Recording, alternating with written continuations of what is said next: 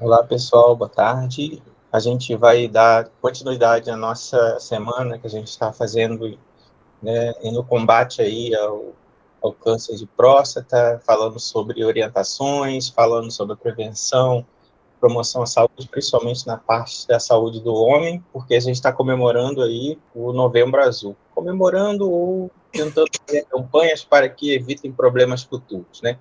Ontem, na saúde do homem, né, a gente discutiu sobre o tema Novembro Azul e muito focado na promoção da saúde, falamos de várias coisas, já está lá no nosso canal, o Espaço Aberto para a Saúde UF, para você que ainda não assistiu, poder acompanhar. E hoje a gente tem aqui o privilégio de ter a enfermeira Márcia Duarte Moreira, que aceitou o nosso convite. Ela tem especialização em preceptoria do SUS, especialização em residência clínica e cirúrgica, especialização em saúde da família e geriatria e gerontologia. É muito importante a gente ter a contribuição dela hoje, que vai falar um pouco para a gente sobre como é feito esse exame, o tratamento, né, relacionado a quem já tem problemas de próstata. Então, queria muito agradecer a presença da Márcia aqui hoje, enfermeira Márcia, do Hospital Universitário Pedro Ernesto, da UERJ. E é com você, Márcia, fico muito feliz de ter topado. A professora Cláudia, que é a nossa vice-coordenadora do projeto, fez o convite e ela está aqui hoje. Muito obrigado, Cláudia, boa tarde. Boa tarde. Posso falar? Pode ficar à vontade. Boa tarde. Primeiro gostaria de agradecer o convite, né? É sempre muito, muito importante a gente estar levando conhecimento e trazendo nossa experiência do assunto, né? Hoje em dia eu sou gestora, eu chefio ao serviço de urologia do Hospital Universitário Pedro Ernesto e acompanho residentes do programa de residência de clínica e cirúrgica. A enfermaria de urologia é uma enfermaria de nível terciário, né? Nós temos 20 leitos, e a gente abriga lá as principais cirurgias com tecnologia robótica, tecnologias incorporadas ao SUS e voltadas para ciência e tecnologia, mas também voltadas para a formação profissional. Tá? Então, assim, o que eu vou trazer hoje é um pouco da experiência associada à teoria, à nossa prática e um pouco do que a gente faz lá. Tá? Aí, quando puder apresentar, já fala. Sim, pode ficar à vontade. A gente fez uns testes antes aqui, já deu tudo certo. Vamos ver a apresentação. E é muito importante a gente contar com essa experiência prática e também esse acompanhamento que você faz, né, com os alunos também. Isso é muito bom, porque vai fazendo a ponte da teoria e prática. Isso. E a gente levar para a população esse conhecimento, né? É muito importante a gente saber. Eu agora compartilho, então, né? Então, eu vou só tirar a minha imagem para compartilhar a tela. Sim, tá ótimo. O fluxo de dados fica melhor mesmo. Isso.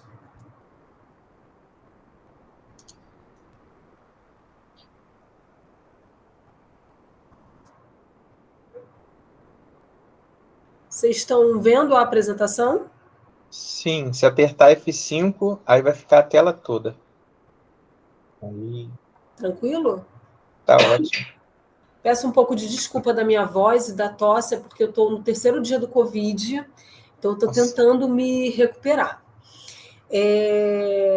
Bem, boa tarde de novo para quem está entrando, para quem já entrou. A gente está no mês de novembro, né, o Novembro Azul, que é característico da Semana da Saúde do Homem. Claro que não só tem a ver com câncer de próstata, mas a saúde do homem engloba educação e saúde, várias patologias, vários conhecimentos, mas eu fui chamada aqui para falar sobre a doença, né? Assistência de enfermagem no câncer de próstata. Em relação ao câncer de próstata, ele é o segundo mais comum entre os homens, ele só perde pelo câncer de pele não melanoma, isso também acontece no público feminino. É um câncer de terceira idade, é claro que alguns de vocês vão conhecer algum paciente com 50 e poucos anos que tiveram um diagnóstico, mas a gente ainda tem 75% dos diagnósticos a partir dos 65 anos. tem tido um aumento do número de casos, né? Dados do INCA e da Sociedade Brasileira de Urologia. Por quê? Melhoria da evolução dos métodos diagnósticos, isso a gente fala muito da técnica do PSA, que é um exame de sangue super simples, né? A melhoria da qualidade dos sistemas de informação. Hoje em dia a informação ela é bem mais compartilhada, e também o aumento da expectativa de vida. A partir do momento que eu tenho um envelhecimento populacional, eu tenho um aumento de casos de doenças crônico-degenerativas, e os cânceres fazem parte desse grupo. De cada 10 casos, 6 são diagnosticados a partir dos 65 anos, mas quando a gente tem ações do Novembro Azul, né, isso acontece também lá no serviço onde eu trabalho. Todo mês de novembro, com o aumento da sensibilização, das atividades de detecção precoce, dos exames ofertados, a gente acaba tendo um público com 50 e poucos anos já fazendo procedimento, por conta da detecção precoce, né? Dos 25% dos pacientes diagnosticados, dos 25% diagnosticados, um quarto da população ela ainda culmina com morte, né? Então a gente ainda tem diagnósticos tardio, inícios de tratamento tardio, então tem uma relevância epidemiológica muito importante. É uma doença que mexe com a qualidade de vida do homem, com a questão da masculinidade, com a questão da sua atividade laboral, do seu papel de provedor familiar, de parceiro. Então, é uma doença que tem um componente multivariado, multifatorial. Eu trouxe uma imagem da próstata para a gente sempre pensar na localização, né? Ela é uma glândula do sistema genital masculino e ela está localizada na frente do reto. Esse balãozinho em azul, essa imagem em azul é a nossa bexiga urinária. Então você vê a localização na frente do reto, próximo à bexiga urinária, próximo à uretra, né? Ela tem uma forma de maçã e tem um peso aproximado de 20 gramas. Com o envelhecimento, os homens, de forma benigna, podem vir a ter um aumento prostático. Você vai ter próstatas de 50 gramas, de 40 gramas, mas o câncer ele não tem a ver com isso, tá? O câncer é uma diferenciação do tecido.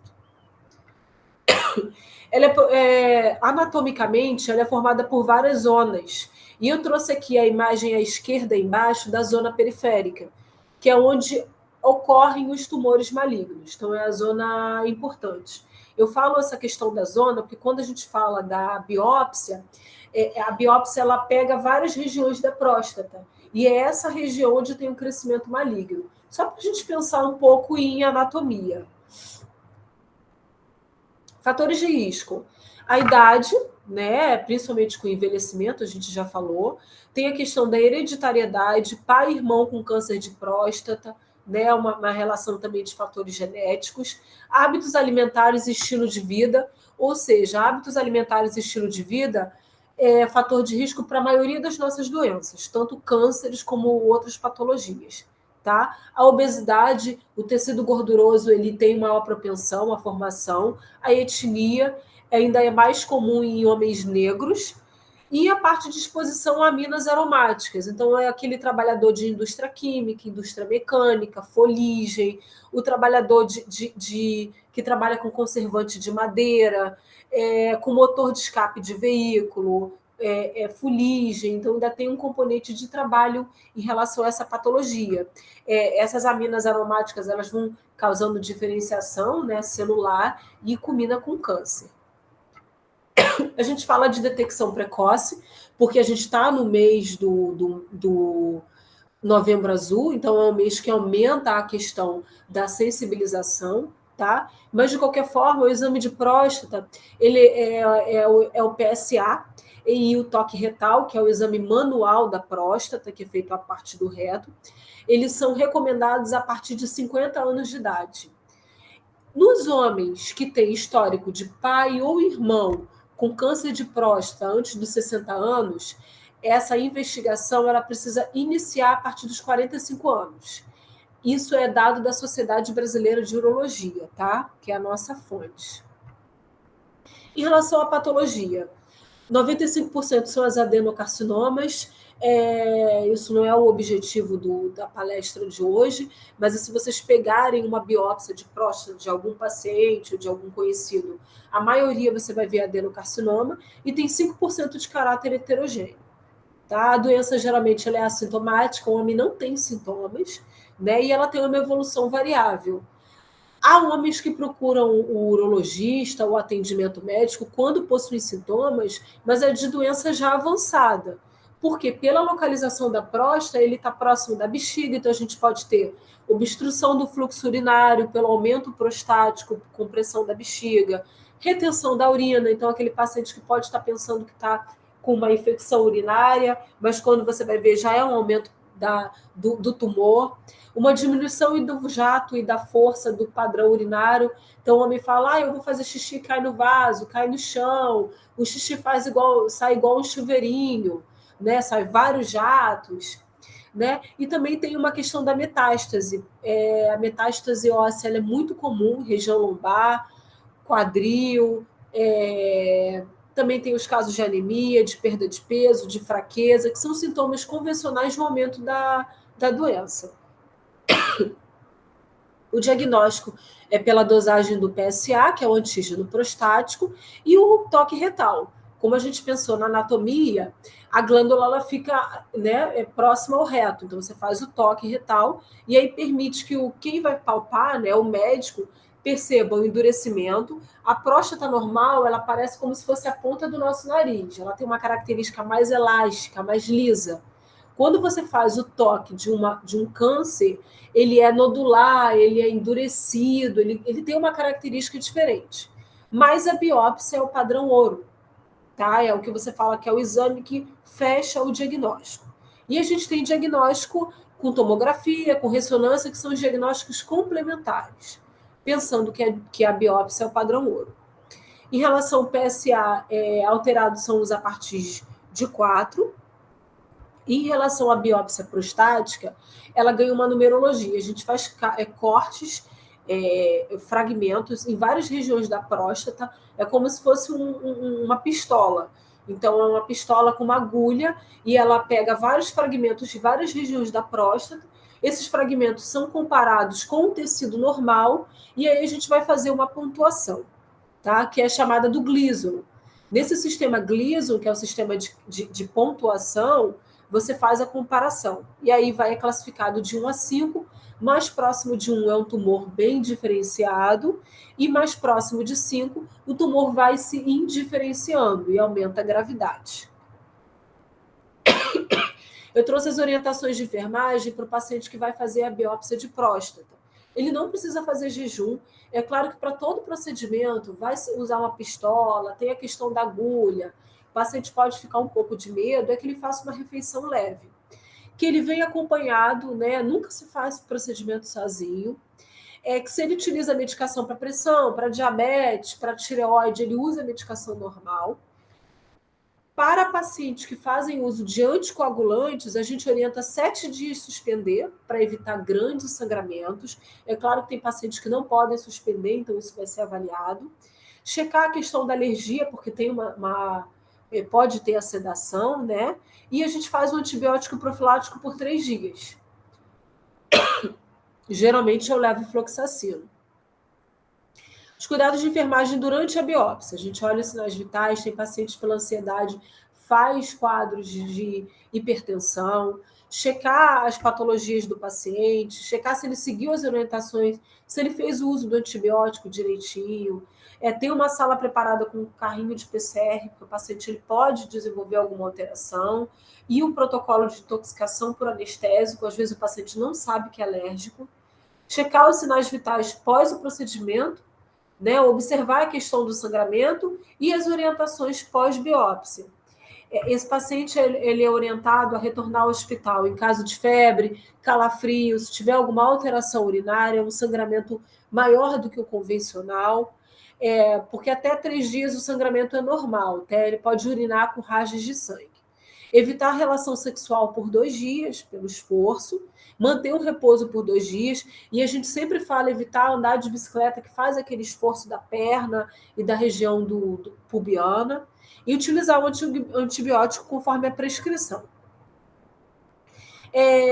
Agora a gente vai falar da cirurgia. Então, o paciente já foi estadiado, viu que realmente é um câncer de próstata, e esse paciente, o padrão ouro de tratamento é a cirurgia. Em outros tumores, a gente vê que faz quimioterapia, faz tratamento hormonal, mas no caso do câncer de próstata, o tratamento é a retirada prostática. É a primeira linha para o tratamento de tumor limitado à próstata. A gente fala tumor limitado à próstata, que é o que não tem metástase. Quando você tem metástase, você precisa fazer outros tratamentos adjuvantes, tá? E aí não vai ser só a cirurgia. Então, o que é a prostatectomia radical? É a remoção da próstata, das glândulas seminais, radical por isso, do ducto deferente, do tecido adiposo. Em alguns casos, o paciente tem necessidade de fazer uma linfadenectomia, retirar linfonodos positivos, né? E permite um excelente controle da doença localizada. Tá? É a cirurgia realmente com impacto muito positivo. Nessa técnica, a gente fala que ela é retropúbica, que é o padrão ouro no Brasil, no exterior já tem sido mais a tecnologia da robótica. Você faz um corte no abdômen do paciente, né, e na região abaixo do umbigo, né, da cicatriz umbilical, faz um corte mediano, um corte em pé mesmo. E essa próstata, você desloca a bexiga e faz a retirada da próstata. Nessa retirada, você faz uma anastomose entre a bexiga e a uretra, une, né, a bexiga e a uretra, retira gânglios linfáticos, que é a linfadenectomia que a gente falou. Tem o menor risco de lesão retal, porque ela é retropúbica, a posição dela. E você preserva esfíncter, preserva nervo cavernoso, então você tem uma melhor chance do paciente não ter tanto problema com potência sexual. Esse risco existe, tá? Só que a cirurgia ela tenta impactar o mínimo possível nisso. Então, a foto de novo para a gente ver onde é o corte, tá? Complicações. Pela toda a anatomia que a gente viu da próstata, a gente viu que é próxima do reto, próxima da bexiga, próxima da uretra, eu posso ter, então, uma lesão retal, uma lesão uretral, fístula, que são como se fossem canais, né? Passagens, canais urinários, infecção de trato urinário, eu estou mexendo, né? No canal urinário do paciente, então eu posso ter uma trombose venosa profunda pela posição cirúrgica, uma cirurgia relativamente rápida, mas é uma cirurgia de grande porte. A disfunção erétil, né? Eu só posso dizer que o homem ele sofre de uma disfunção erétil pós-cirurgia depois de 1 ano e 6 meses. Tá? Incontinência urinária, eu também só posso avaliar isso ao longo de 3 e 6 meses do paciente. Eu posso ter herniação inguinal, principalmente quando eu faço linfadenectomia. E assim, em relação à potência, que é o que o paciente mais pergunta para a gente, se é um paciente que antes tinha uma potência sexual legal, o ideal é que no pós-operatório, no pós-cirúrgico, ele mantenha uma potência. Mas se a gente vê que é um paciente já com potência deficiente, deficitária, é esperado que após a cirurgia ele mantenha uma potência deficitária. Tá? Essa cirurgia não corrige a potência do paciente. E a gente estimula a atividade sexual o mais precocemente possível. Porque a questão da atividade sexual é uma tríade. Né? A questão da cabeça do homem, a questão da questão de dor, de doença e também a questão cirúrgica.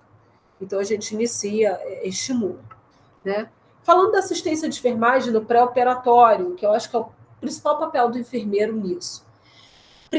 Esclarecer a natureza da cirurgia. A gente sabe que tem a questão do médico, do anestesista, que chega lá, faz toda a orientação, mas a gente precisa estar checando com o paciente diariamente o quanto que ele está introjetado de conhecimento.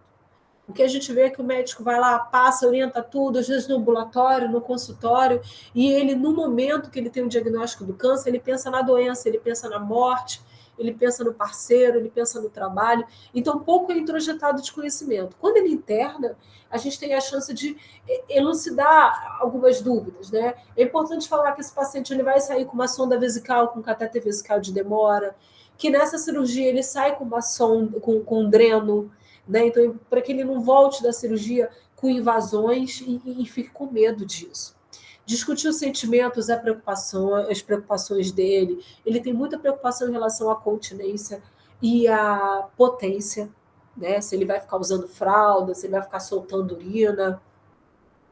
Orientar todo o perioperatório, você vai para o centro cirúrgico, a gente vai fazer o preparo, você vai receber uma anestesia, na volta a gente está aqui com o senhor, né? Reforçar as informações fornecidas pela equipe, orientar sobre os procedimentos que vão acontecer, o manejo da dor. Tem muitos pacientes que têm muito medo de sentir dor, né? E a gente tem que falar que tem medicação para isso, a gente vai fazer, a gente vai observar, né? E administrar o enema conforme necessário. Muitos pacientes, pela localização prostática, eles têm um pós-operatório com constipação, que prejudica muito a questão de dor, né, e a questão de recuperação. Então, a gente também faz o enema, se necessário. É a lavagem intestinal, tá? No pós-operatório, a gente recebe o paciente, faz uma avaliação abrangente da dor, qual é a intensidade, o que precipita, às vezes é uma questão emocional, às vezes é uma questão física mesmo, monitorar os sinais vitais do paciente, utilizar a antibiótico terapia, os cuidados com o catéter vesical.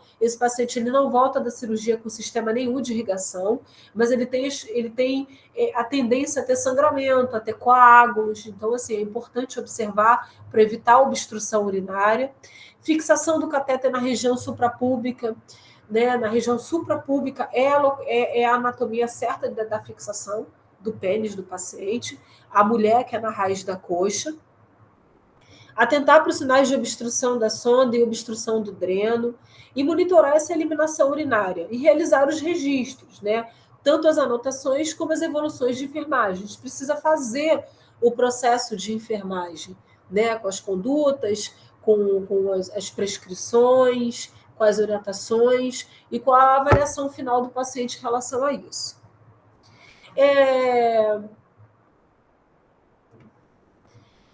No pós-operatório, o paciente ele recebe uma dieta branda, ele já é liberada no final do dia. Ele vai para casa com essa sonda, então é muito importante que a gente faça a orientação do uso do catéter em casa. Olha, senhor, não deixar esvaziar chegando a 2/3, não colocar a sonda acima da cintura, cuidado para na hora de dormir não prender ela, não fixar, não disposicionar. Ele sai com um dreno que é retirado na alta hospitalar, mas tem um curativo do dreno. E a retirada do ponto 10 a 14 dias. Então, orientação, limpeza do ponto, não usar álcool, a gente ainda vê gente orientando álcool, é só soro fisiológico, tá? Eu trouxe também o que a gente faz lá no serviço, a abordagem perineal. É uma abordagem que ela é feita para próstatas menores, com tumores bem localizados, bem estadiados. Você faz uma incisão, um cortezinho entre o escroto e o ânus do paciente. Pensando em anatomia, é muito melhor. Você tem menos risco da questão da impotência sexual. É um corte pequeno na região, mas você precisa prestar atenção que é uma área próxima à fezes. Então, assim, da higiene e da orientação do paciente. A vantagem dessa técnica cirúrgica é a maior visibilidade de você visualizar a próstata, né? É um menor corte, menor tempo de recuperação do que a técnica aberta convencional. Mas se é um paciente que eu preciso fazer esvaziamento de linfonodo, é uma técnica que não vai servir. Eu não vou cortar na região perineal para depois fazer incisão para fazer linfadenectomia. E eu preciso também ter uma próstata que atravessa essa região. Então, próstata muito aumentada, não consigo fazer por essa técnica. Mas é uma técnica anatômica bem interessante, tá? Os cuidados são iguais ao outro. O paciente, geralmente, em vez de um dreno de Hemovac, que é aquele dreno de sucção para sangramento, ele vai com um dreno que parece uma luvinha, que é o dreno de Berrose, que também é retirado na cirurgia. A gente orienta o paciente com a sonda, orienta o curativo, a lavagem da região anal, né? O ideal é que todo paciente, todo mundo, né, depois de evacuar, faça a higiene com água e sabão. tá? E eu trouxe também a questão da cirurgia robótica. O hospital que a gente trabalha, que eu atuo, ele está fazendo robótica desde 2019, né? No exterior já é a técnica padrão ouro, é um robô. Ele não vem substituir o cirurgião, mas ele traz a precisão da técnica minimamente invasiva, né? São instrumentos que trabalham na parte abdominal do paciente e vão operando com uma visão 3D. Vem substituir a técnica videolaparoscópica, que antigamente se operava por vídeo, mas que era o cirurgião que manipulava as pinças. Agora a gente tem um robô que manipula as pinças, né? São comandados por um cirurgião à distância. Eu trouxe uma foto. O cirurgião ele fica nesse console e parece uma imagem de videogame mesmo. Ele fica manejando o console. Do lado direito da tela tem os braços do robô e lá do lado esquerdo tem uma telinha. Essa tela é aumentada em 15, 30 vezes mais. Então, assim, uma visão tridimensional que facilita você chegar em áreas que a mão humana não chegaria. A desvantagem é que o robô, que é o robô da Vinci, que é utilizado no serviço, tem um custo elevado, né? Então, assim, a gente tem uma relação custo-benefício que ainda tem um custo elevado. Mas se você pensar para a ótica do paciente, tem muitos benefícios, né? Então, aqui eu trouxe outra imagem que mostra o console, mostra o robô com os 4 braços, né? São cirurgias menos invasivas e com maior precisão. E é o nosso robô da Vinci, né? Que a gente utiliza. Eles são controlados por um chip, tá? Os instrumentos são reutilizáveis, mas você tem um controle total. Fez 10 procedimentos, tem que trocar tudo. Então, assim, tem um controle bem, bem efetivo para que a peça não quebre, não gere dano e não vai impactar negativamente no procedimento cirúrgico. Eu trouxe uma foto lá do nosso serviço, né? Você vê a tela, você vê o robô, o cirurgião. Vocês conseguem ver o vídeo? Aí a manipulação e assim, Sim, em tá grande dando para ver. né? Ali no caso está sendo por que área? Suprapúbica, retroperitoneal? Então, eu trouxe agora a foto. Os trocartes, que são o posicionamento dos braços do robô, eles são abdominal. A cirurgia robótica é pelo abdômen do paciente. Então, são 5 trocartes. Cada trocarte desse vai se conectar a um braço do robô. Um trocarte maior é na região umbilical, o paciente ele fica nessa posição de Trendelenburg, né, com uma inclinação grande de 45 graus. Você injeta o gás, né, igual a videolaparoscópica. E aí você coloca esses trocartes e nisso os braços vão se conectar. Nisso os braços vão se conectar. Deixa eu mostrar aqui mais uma foto. Aqueles 5 braços vão se conectar. No console, o médico vai ter uma visão muito aumentada da imagem, e aí os braços, o robô movimenta os braços e ele vai fazendo a precisão dos cortes no abdômen do paciente. Esse paciente no pós-operatório, ele sai com 5 áreas de ponto muito pequenininho. É como se fosse a cirurgia por vídeo mesmo. Mas, como eu falei, por vídeo, o cirurgião ele manipulava o instrumento. Então, você ainda tinha a questão da precisão do cirurgião. Agora eu tenho a precisão cirúrgica do robô. Conseguiu entender? Sim, sim, perfeito. E aí são mínimo cortes, tirando o ponto, a cicatriz quase não aparece. Você já usa a região umbilical, que é uma região de acesso de vídeo. Então, assim, a recuperação do paciente é muito melhor do que aquele corte grande na região retropúbica, tá? Mas é cirurgia abdominal. Aqui eu trouxe mais uma foto dele manipulando no console, né? Ele manipula no console e essa imagem o robô vai manipulando os braços. E aí o console, como eu falei, é tipo um videogame mesmo. Tem o pedal, tem tudo, mas é o robô que faz o movimento.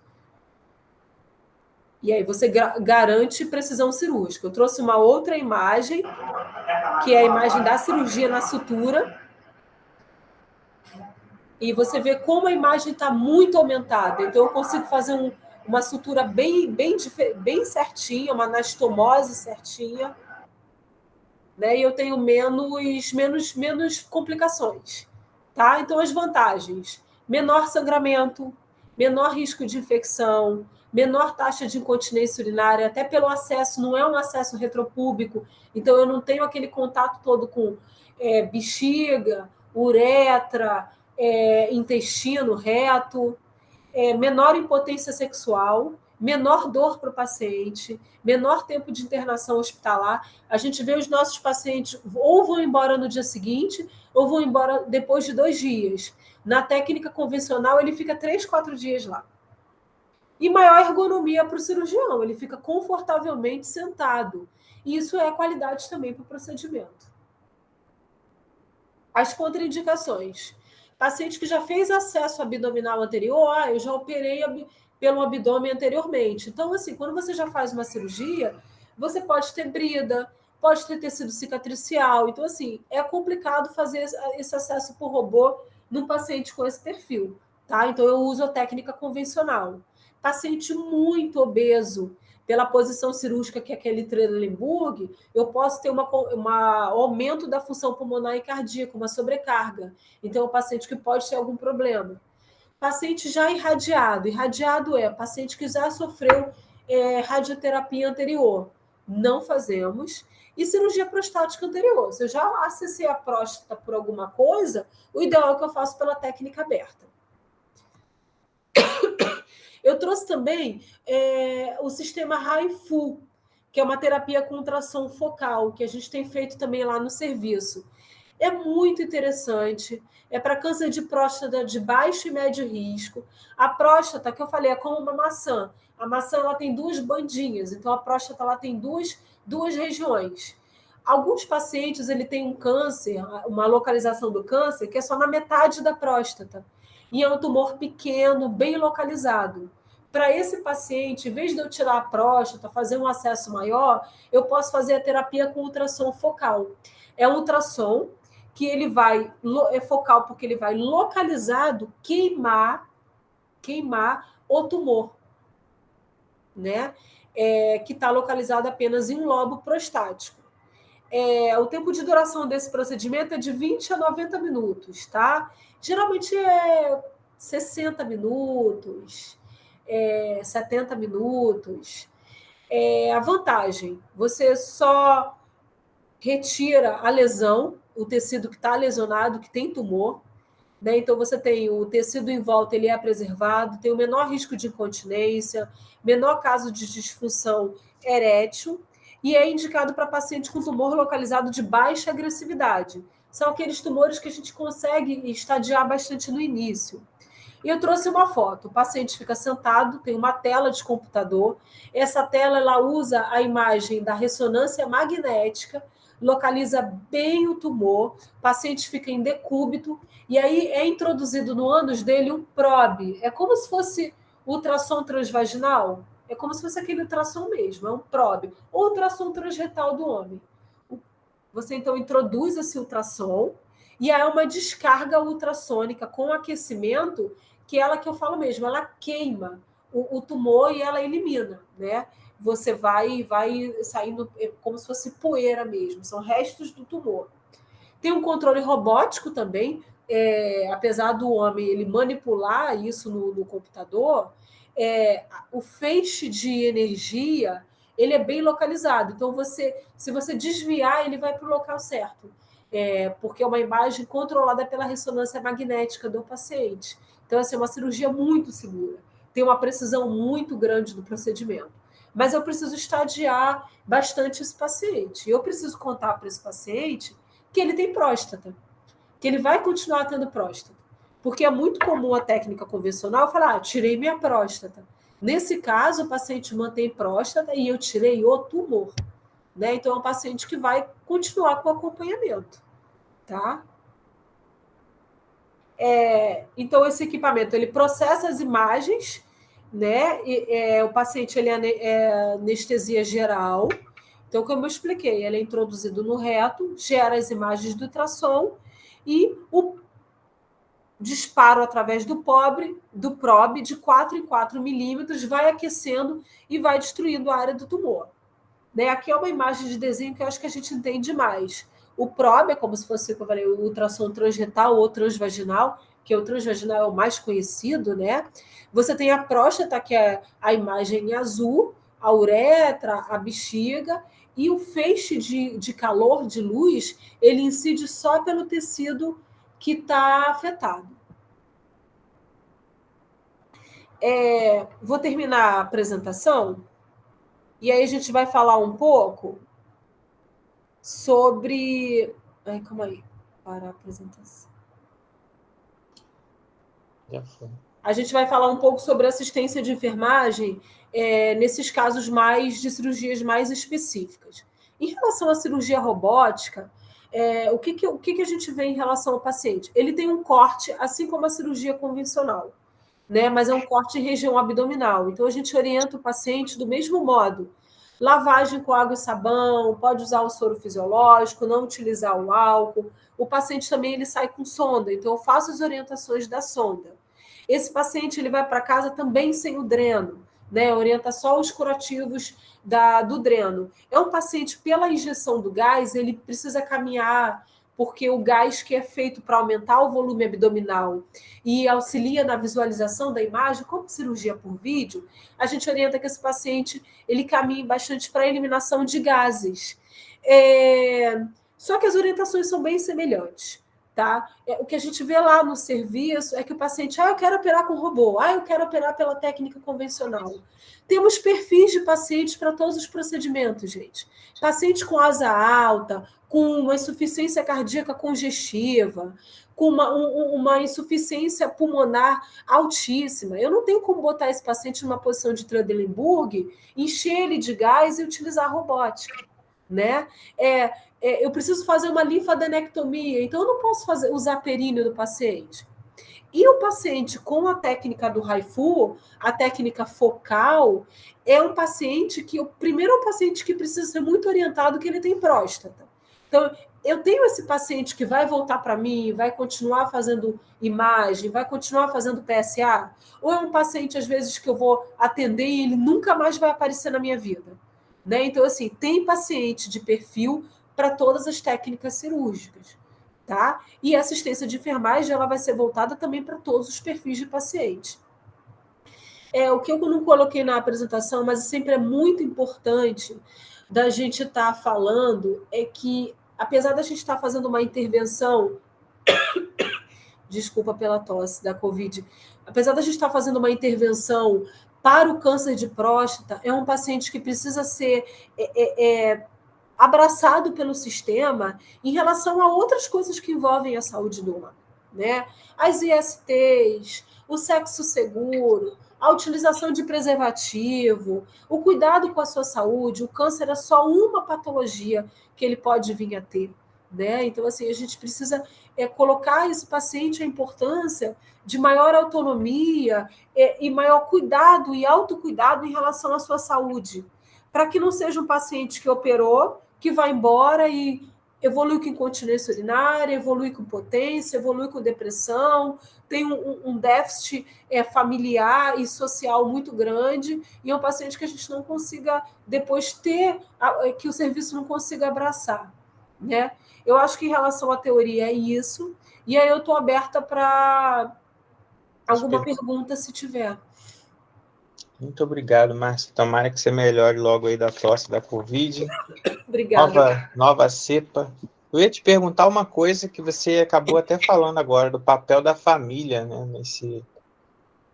Como é importante ter a mulher ali, às vezes, como você falou, tem alguns homens que até não têm esse apoio familiar, e como é importante a família, se você vê muito isso na prática, né? Esse envolvimento da esposa, da mulher, dos filhos, o que seja, ou se você vê muito esse homem, de certa forma, desamparado nesse aspecto. O nosso serviço, o serviço de urologia, né, é uma coisa que a gente coloca muito lá, é uma coisa que eu faço muita questão, e eu acho que, assim, a minha equipe, né, a nossa equipe que trabalha comigo, assim, é uma equipe que ela é bem treinada, ela é bem capacitada, é uma equipe que eu tenho muito orgulho de ter, a gente puxa muito a família para esse atendimento. Então, assim, o paciente ele tem direito ao acompanhante, tá? E mesmo que seja um paciente mais novo, 50 e poucos anos, a gente deixa ficar lá um pouquinho antes de ir para a cirurgia e a gente tenta sempre puxar a família. A mulher, ela tem culturalmente e tem lá no serviço um papel muito importante. Ela não sai do lado do marido. Se ela não pode ficar porque ele tem menos de 60 anos, ela liga para o serviço, ela manda o WhatsApp, ela liga para o celular dele, ela fica lá fora no corredor esperando ele sair da cirurgia. Eu acho uma coisa que isso facilita muito a gente ter uma rede de apoio para o paciente. E é muito importante que a gente fale para o paciente que ele está fazendo o acompanhamento de uma doença, mas ele é muito mais do que isso. Né? Porque ele tem uma questão de próstata, de masculinidade muito grande, mas retirando tudo isso, ele ainda tem um papel de ser humano e um papel social. Né? Então, assim, é importante que a gente resgate todo o tempo, para qualquer paciente que esteja internado, para qualquer patologia, resgate o papel do eu, ser humano. Né? Então, assim, a gente é bastante feliz. É claro que tem homens que são solteiros, tem homens que não vão contar que fez a cirurgia, que tirou a próstata porque tem vergonha. Mas, assim, é importante a gente estar. Sempre. Você tem alguém em casa, o senhor mora sozinho, alguém vai ajudar o senhor, ou é um vizinho, ou é um colega, né? Então é importante a gente estar sempre trazendo a rede familiar, por mais que ela não esteja fisicamente presente. Eu lembro, Márcia, da época que eu estagiei e acompanhei aluno no hospital, que quando, eu não sei, estou te perguntando porque é da época que eu lembro ainda, não sei se mudou, que tinha uns frascos enormes de solução fisiológica após a cirurgia de próstata e ficava aquele processo de lavando, né, sempre infundindo ali naquela área e saindo para não acumular, né, coágulos. Ainda continua assim, dessa mesma forma, mesmo com essas técnicas novas, ainda tem essa irrigação contínua? Então, a cirurgia que utiliza a irrigação contínua é uma prostatectomia, mas ela não é para câncer. Ela é para HPB, a hiperplasia benigna prostática. Lembra que eu falei no início que o homem com envelhecimento ele tem um aumento prostático? Então, às vezes, você tem um homem com uma próstata de 100 gramas, muito grande. Essa próstata ela aumenta e ela causa uma estenose na questão da uretra e bexiga, porque ela vai ocupando o espaço urinário. E aí o paciente ele cursa com retenção urinária. Esse paciente ele precisa fazer uma retirada da próstata ou uma raspagem. São duas técnicas cirúrgicas, tem uma agora laser também, que eu não abordei porque não era câncer, e esse paciente ele irriga. Tá? Então é um frasco de 1.000 de soro fisiológico para lavagem da próstata. Por quê? Na HPB, na questão benigna prostática, eu retiro o adenoma, que é o tecido aumentado, mas a cápsula prostática, que é o contorninho, ela mantém. E aí eu preciso fazer irrigação para obstrução. No câncer de próstata, nenhuma dessas cirurgias eu preciso irrigar o paciente, porque eu retiro cápsula prostática também, né? Com exceção da HIFU, que é o laser que eu só vou tirar o tecido afetado, com a perineal eu tiro próstata toda, o robô eu tiro próstata toda, a retropúbica eu tiro próstata toda, e é isso não tem a necessidade da irrigação. Legal. E essa coisa do ultrassom que você explicou lá do final, não tem risco de, por exemplo, queimar a mucosa anal ali por dentro, já que é tudo tão próximo? Eu sei que tem essa coisa do ultrassom ser direcionado, mas não aquece essa área ao ponto de causar alguma lesão? Então, quando você faz a HIFU, tem o probe, né, que é o que eu falei, que é o ultrassom, e em volta existe ele faz uma proteção com um líquido, né, um líquido que ele é meio azulado. E esse líquido e a imagem da ressonância, o que acontece? A próstata fica grande numa imagem na ressonância, e aí, por exemplo, do lado direito eu tenho a imagem alterada. Então, o cirurgião ele faz tipo um picote de desenho na área alterada. Essa imagem, pelo robô, eu já vou detectar com a imagem que o feixe de luz e calor vai atingir. Tem um aquecimento, mas esse controle da imagem, o líquido também que fica em volta, faz com que... Eu assisti a cirurgia, né, quando teve o treinamento lá. Se alguém pegar e desviar o feixe, o robô vai e retorna ele para o lugar. Tem movimentos de segurança. E é de 4 em 4 milímetros. Se eu botar assim, em 6 milímetros eu afeto o reto, a imagem volta ao normal. Então é uma segurança muito precisa. Né? Mas ali dentro, o aparelho, ele não tem corte na mucosa anal ali dentro. Tem ou não? Não Não, tem né? corte. Não tem corte. Então, esse Agora, líquido, ele tipo faz uma proteção térmica, digamos assim, né? isso faz uma proteção térmica. E não tem corte, porque eu só uso a área anal para eu acessar a próstata. Assim como o toque retal, que eu não coloco o dedo na parte retal para acessar a próstata, o probe vai fazer o mesmo caminho do dedo. E aí, nisso, eu vou acessar a próstata. Agora, a gente sempre fala que o paciente ele pode ter sintomas irritativos do uso de laser. Qualquer laser. Se você fizer um laser no rosto para descamar a pele, a sua pele vai ficar rosa, descamativa. Então, o paciente ele pode ter alguns sintomas urinários irritativos de uso de laser, tá? Que é uma das orientações que a gente faz para o paciente. Uma outra coisa também que os pacientes perguntam muito, né? Que eu até já sei, mas é importante a gente deixar gravado, é em relação à ejaculação, quando o cara perde a próstata, né? Porque alguns homens, já idosos, eles ficam falando que perde a ejaculação, né? Aí eu sei que o líquido, né, no caso o esperma, ele vai para dentro da bexiga, não é isso? Isso, a gente fala em ejaculação retrógrada. Ele tem o líquido, mas ele não faz o caminho ascendente, né? O caminho anterógrado, que é ser eliminado para o meio externo. Ele ejacula, mas ele fica absorvido no meio interno. Tá? É uma orientação importante, bom que você falou nisso. Né? Porque o homem pensa, fiquei seco. Não, ele não ficou seco. Ele tem ejaculação, só que ela não faz o trajeto anterógrado, que é o trajeto de ir para fora do corpo. Ele é absorvido internamente. Depois vai sair na urina, né? Depois ele vai sair na urina. Isso. Aquela técnica do corte lá no períneo, até esqueci o nome, ali na região entre o ânus e... A perineal. É perineal mesmo, eu fiquei achando Isso. que... Você falou que tem alguns casos que não são recomendados, né? Só quando é mais externo, né? A localização do tumor. Na verdade, é quando o tumor é pequenininho. Quando eu tenho Pequeno, uma né? próstata pequena. Porque essa área perineal entre o ânus, né, e o períneo é pequena. Então, eu só consigo que atravesse uma próstata pequena. Se for uma próstata de paciente muito aumentada, não tem como fazer por essa passagem. E outra questão também, eu preciso fazer esvaziamento de linfonodo.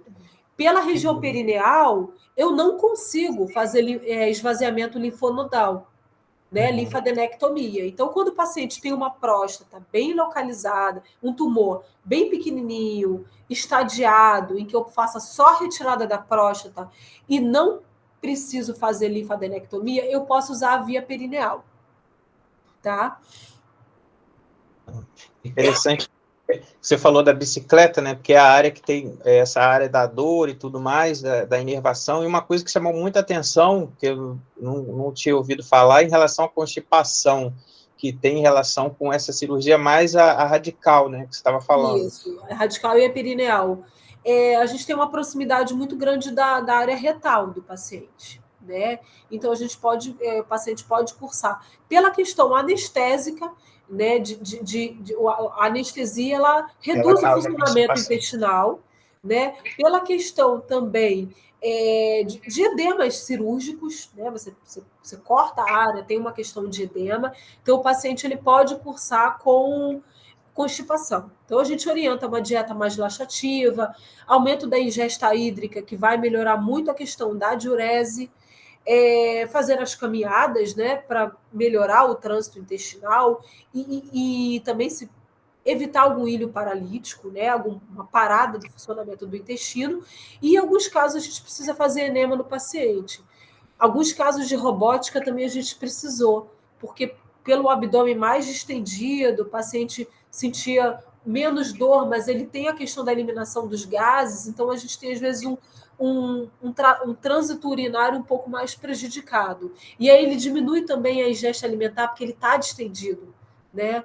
Cirurgia de vídeo, geralmente o paciente ele reclama um pouco disso. E o robô é bem semelhante, tá? A diferença é a precisão dos braços do robô em vez do braço do médico, do cirurgião. Caso o pós-operatório muito parecido também vai ter essa constipação, né? E problemas.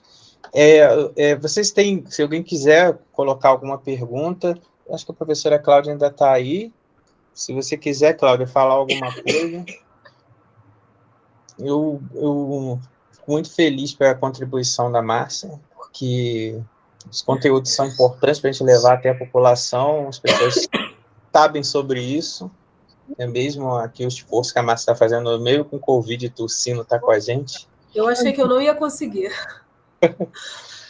Aí, Cláudia, pode falar, você estava falando? Deixa eu botar aqui meu fone, só um minutinho para ver se ajuda. Estou ouvindo mais ou menos. Mas aí a professora Cláudia fez essa ponte aí com a gente, e eu gosto muito dos profissionais do Pedro Ernesto. A gente teve uma falando sobre o banco de leite, foi fantástica a apresentação também, muito boa. E é sempre bom contar com vocês, ainda mais nesse momento assim, de campanha, né, que a gente está nessa época do Novembro Azul, da conscientização. Eu colei aqui alguns... Cláudia falando aí. Ó. Cadê, Cláudia? Cadê sua voz? Eu não estou ouvindo vocês bem baixinho, mas acho que dá para a gente conversar aqui. Márcia, obrigada pela presença, pelo aceite, tá? Pelo carinho de estar aqui com a gente, mesmo doente, veio, está aqui. Obrigada mesmo. Eu queria fazer uma pergunta, uma curiosidade, Márcia, eu não sei se é comum. Como é que funciona a questão dos eventos, né, os efeitos que tem adversos dessas cirurgias? Você tem muita experiência? Esses pacientes voltam com alguma alteração mais severa? Você teve alguma experiência em relação a isso? Eu tenho curiosidade para saber se esses procedimentos têm essa possibilidade, a gente entendeu? falou de algumas complicações que podem ocorrer das cirurgias. Então, assim, o que eu tenho de experiência é o ilho paralítico, né, pela questão da cirurgia abdominal, pelo procedimento anestésico. Então, alguns pacientes cursaram com ilho paralítico e precisaram fazer outras intervenções. Lesão retal no procedimento cirúrgico, principalmente da técnica aberta convencional, que é um corte feito pelo médico, né? E aí com lesão retal. E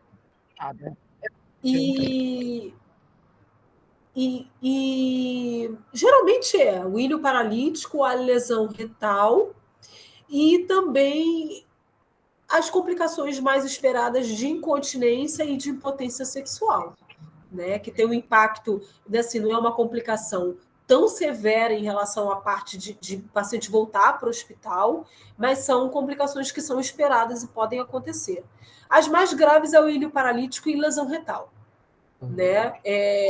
Em pacientes com cirurgias abertas convencionais.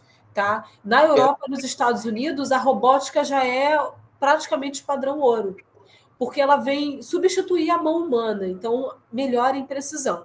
Mas no Brasil, assim, o SUS tem a incorporação através do Pedro Ernesto, só que a gente ainda tem a cirurgia robótica muito no serviço particular. Então, assim, estudos são importantes para que a gente veja que o custo-benefício vai valer muito a pena.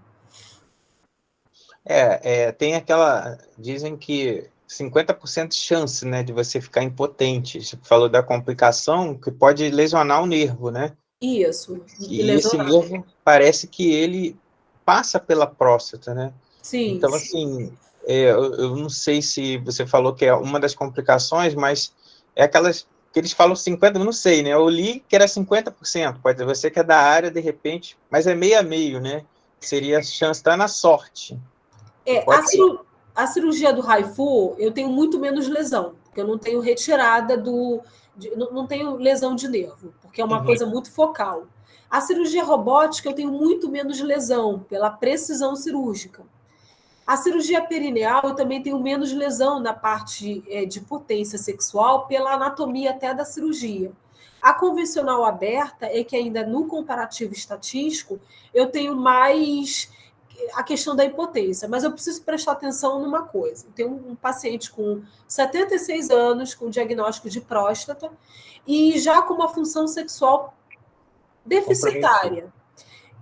pós-cirurgia, ele vai manter ou piorar essa função, né? E o que a gente vê, pacientes mais jovens, com 50 e poucos, 60 anos, pacientes super jovens, 62, 63, 65, que já tem uma vida sexual ativa e no pós-operatório tem medicação, tem fisioterapia para isso. Então, assim, é importante a gente estar acompanhando o paciente depois.